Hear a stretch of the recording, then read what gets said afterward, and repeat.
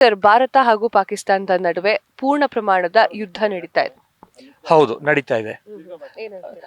ಇದು ಖಂಡಿತ ಆಗ್ಬೇಕಾದದ್ದು. ನಾವು ಯುದ್ಧ ಮಾಡ್ತಾ ಇಲ್ಲ. ಈಗ ಸರ್ ಹೇಳ್ದಂಗೆ ನಾವು ಖಂಡಿತ ಯುದ್ಧ ಮಾಡ್ತಾ ಇಲ್ಲ. ಅವ್ರ ಕಡೆಯಿಂದ ಆದಂತ ಇಷ್ಟು ವರ್ಷಗಳಲ್ಲಿ ಆದಂತ ತಪ್ಪನ್ನ ಈಗ ತಿದ್ದುಪಡಿ ಮಾಡ್ಕೊಳ್ಳೋಂಥ ಒಂದು ಸಮಯ ಬಂದಿದೆ. ಭಾರತ ಈ ಒಂದು ಅವಕಾಶನ ಯಾವುದೇ ಕಾರಣಕ್ಕೂ ಕಳ್ಕೋಬಾರ್ದು. ಇದು ಒಂದು ಕ್ಯಾನ್ಸರ್, ಪೆರಿನಿಯಲ್ ಕ್ಯಾನ್ಸರ್ ಅಂತ ಏನು ಹೇಳ್ತೀವಿ, ಅದು ಇದು 78 ವರ್ಷಗಳಿಂದ ಆಗಿರುವಂಥ ಒಂದು ತಪ್ಪನ್ನ ತಿದ್ದುಪಡಿ ಮಾಡ್ಕೊಳ್ಳೋಕೆ ಇದು ಒಂದು ಸರಿಯಾದ ಸಮಯ. 1971ರಲ್ಲೂ ಕೂಡ ಯುದ್ಧ ನಡೆದಿತ್ತು. ಸೊ ಆ ಒಂದು ಯುದ್ಧದ ಭೀಕರತೆಯನ್ನ ನಾವು ಅನುಭವಿಸಿದ್ದೀವಿ. ಈಗ 2025ರಲ್ಲಿ ಅದೇ ಯುದ್ಧ ಆಗುವಂತಹ ಸಂದರ್ಭ ಬಂದಿದೆ. ಆಗ ಭೀಕರೆ ಆಯ್ತೋ ಏನೋ ಗೊತ್ತಿಲ್ಲ. ಈ ಖಂಡಿತ ಭೀಕರತೆ ಆಗೋದಿಲ್ಲ. ಯಾಕಂತಂದ್ರೆ ನಾವು ನಮ್ಮ ಕಡೆಯಿಂದ ನಾವು ಎಷ್ಟೆಲ್ಲ ಬುದ್ಧಿವಂತಿಕೆಯಲ್ಲಿ ಕೆಲಸ ಮಾಡಬೇಕು ನಮ್ಮ ಭಾರತದ ಸೇನೆ ಮಾಡ್ತಾ ಇದೆ. ಅವರ ಯಾವುದೇ ಜನಸಂಖ್ಯೆನ ನಾವು ಏನೂ ಹಾನಿಕರ ಮಾಡ್ತಾ ಇಲ್ಲ. ಅವರು ನಮ್ಮನ್ನೆಲ್ಲ ಎಲ್ಲಿಂದ ನಮಗೆ ತೊಂದರೆ ಕೊಡ್ಬೋದು ಆ ಜಾಗಗಳನ್ನು ನಾವು ನಮ್ಮ ಕಡೆಯಿಂದ ಅದನ್ನು ಇದು ಮಾಡಿ ಸರಿಪಡಿಸ್ತಾ ಇದೀವಿ ಹೊರತು ನಾವು ಯುದ್ಧಕ್ಕೆ ಹೋಗಿಲ್ಲ. ಅಂದ್ರೆ ಪಾಕಿಸ್ತಾನ ಭಯೋತ್ಪಾದಕರನ್ನ ಊಟ ಹಾಕಿ ಬೆಳೆಸ್ತಾ ಇತ್ತು. ಆ ಒಂದು ಕಾರಣಕ್ಕೆ ಈಗ ಪಾಕಿಸ್ತಾನಕ್ಕೆ ಕುತ್ತು ಬಂದಿದೆ. ಖಂಡಿತವಾಗ್ಲು ಇದು ಇಡೀ ಪ್ರಪಂಚಕ್ಕೆ ಗೊತ್ತು. ಇದರಲ್ಲಿ ಯಾವುದೇ ರೀತಿಯಾದಂಥ ಸಂಶಯ ಇಲ್ಲ.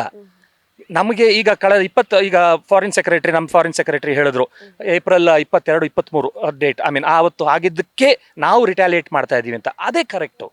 ಯಾರು ಏನು ಬೇಕಾದ್ರೂ ಅದನ್ನ ಇಂಟರ್ಪ್ರೇಟ್ ಮಾಡಲಿ.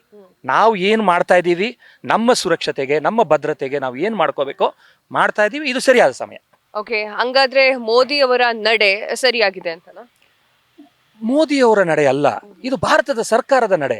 ಅದು ಕರೆಕ್ಟ್ ಆಗಿದೆ. ಪೂರ್ಣ ಪ್ರಮಾಣದ ಅಧಿಕಾರವನ್ನು ಕೊಟ್ಟಿದ್ದಾರೆ ಮೋದಿ ಅವರು ಸೇನೆಗೆ. ಹೌದು, ಅವರು ಈಗ ಈ ದೇಶದ ಒಬ್ಬ ಪ್ರೈಮ್ ಮಿನಿಸ್ಟರ್ ಅಂದ್ರೆ ಪ್ರಧಾನಮಂತ್ರಿಗೆ ಏನು ಅಧಿಕಾರ ಇದೆ ಆ ಅಧಿಕಾರನ ಅವ್ರು ಸರಿಯಾಗಿ ಉಪಯೋಗಿಸ್ತಾ ಇದ್ದಾರೆ ಅಷ್ಟೇ ಹೇಳಕ್ಕಾಗತ್ತೆ. ಈಗ ಸೇನೆಗೆ ಏನು ಕೊಟ್ಟಿದ್ದಾರೆ, ಸೇನೆ ಮಾಡುತ್ತೆ. ಪಹಲ್ಗಾಮ್ ದಾಳಿ ಏನ್ ನಡೀತು, ಆ ಒಂದು ದಾಳಿಯಿಂದ ಶುರುವಾಗಿರುವಂತಹ ಕಿಡಿ ಇದು. ಸೊ ಯುದ್ಧದವರೆಗೆ ಬಂದು ನಿಂತಿದೆ. ನೋಡೋಣ, ಯುದ್ಧ ಪೂರ್ಣ ಪ್ರಮಾಣದ ಯುದ್ಧ ನಡೆಯುತ್ತಾ ಅಥವಾ ಅವ್ರ ಕಡೆಯಿಂದ ಏನಾದರೂ ಇದನ್ನ ತಡೆಗಟ್ಟಬೇಕು ಅಂತ ಯಾರಾದರೂ ಬುದ್ಧಿವಂತಿಕೆಯಿಂದ ಯೋಚನೆ ಮಾಡ್ತಾರಾ? ಯಾಕಂದ್ರೆ ಅಲ್ಲೇ 2 ರೀತಿಯಾದಂಥ ವಿಭಾನೆ ಆಗಿದೆ, ಅಂದ್ರೆ ಪಾರ್ಟಿಷನ್ ಆಗಿದೆ. ಪೊಲಿಟಿಷಿಯನ್ಸ್ದೇ ಒಂದು ಥಾಟ್ ಪ್ರೋಸೆಸ್ ಇದೆ, ಅಲ್ಲಿ ಆರ್ಮಿದೇ ಒಂದು ಥಾಟ್ ಪ್ರೋಸೆಸ್ ಇದೆ. ಪಾಲಿಟಿಷಿಯನ್ಸ್ ಬೇಡ ಅಂತ ಹೇಳ್ತಿದ್ದಾರೆ ಅಂತ ನಾವು ಮೀಡಿಯಾಗಳಲ್ಲಿ ಓದ್ತಾ ಇದ್ದೀವಿ. ಅಲ್ಲಿ ಆರ್ಮಿ ಮೊದಲಿಂದಾನೂ ಈ ಇಡೀ ಪ್ರಪಂಚಕ್ಕೆ ಗೊತ್ತು, ಆರ್ಮಿ ಸೈಕಿಕ್ ಆರ್ಮಿ. ಸೊ ಅವ್ರು ಏನು ಮಾಡ್ತಾರೆ, ಅವರೇ ಇದನ್ನ ತಡೆಗಟ್ಟಬೇಕು ಹೊರತು ನಮ್ಮ ಕಡೆಯಿಂದ we will only safeguard our interest. Sir, Bharat ಅಂತ ತಗೊಂಡ್ರೆ ಭಾರತದ ಅಕ್ಕಪಕ್ಕ ರಾಷ್ಟ್ರಗಳೇನಿದೆ, ಚಿಕ್ಕ ಪುಟ್ಟ ರಾಷ್ಟ್ರಗಳು ಎಲ್ಲವೂ ಕೂಡ ಭಾರತದ ವಿರೋಧವಾಗಿಯೇ ಇದೆ. ಈಗೇನು ಪಾಕಿಸ್ತಾನದ ವಾರ್ ಶುರುವಾಯ್ತಲ್ಲ, ಈಗ ಎಲ್ಲರೂ ಕೂಡ ಸಪೋರ್ಟ್ ಮಾಡ್ತಾರೆ. ಅಂದ್ರೆ ಬಾಂಗ್ಲಾದೇಶ ಆಗಿರಬಹುದು, ಇವೆಲ್ಲವೂ ದೇಶಗಳು ಕೂಡ ಸಪೋರ್ಟ್ ಮಾಡುತ್ತೆ. ಇದು ನಮ್ಗೇನಾದ್ರು ಮೈನಸ್ ಆಗುತ್ತೆ? ಕೆಲವು ಕಂಟ್ರಿಗಳು ಪ್ರಾಕ್ಸಿ ವಾರ್ ನಡೆಸ್ತಾರೆ, ಅದು ನಮಗೇನು ಪರಿಣಾಮ ಬೀರಲ್ಲ. ಯಾಕಂತಂದ್ರೆ ನಾವು ನಮ್ಮ ಡಿಪ್ಲೊಮಸಿನ ಕರೆಕ್ಟಾಗಿ ಮಾಡಿದ್ದೀವಿ. ಕಳೆದ 14-15 ವರ್ಷ ಅಥವಾ 13-14 ವರ್ಷದಿಂದ ಈ ಸರ್ಕಾರ ಏನು ಮಾಡಿದೆ, ಎಲ್ಲ ದೇಶಗಳ ಜೊತೆ ಮಾತಾಡಿ ಏನು ನಾವು ನಮ್ಮ ಸುರಕ್ಷತೆಗೆ ಅಥವಾ ನಮ್ಮ ಬೆಳವಣಿಗೆಗೆ ನಾವೇನೆಲ್ಲ ಮಾಡಬೇಕೋ ಅದನ್ನು ಈ ಸರ್ಕಾರ ಮಾಡ್ಕೊಂಬಂದಿದೆ.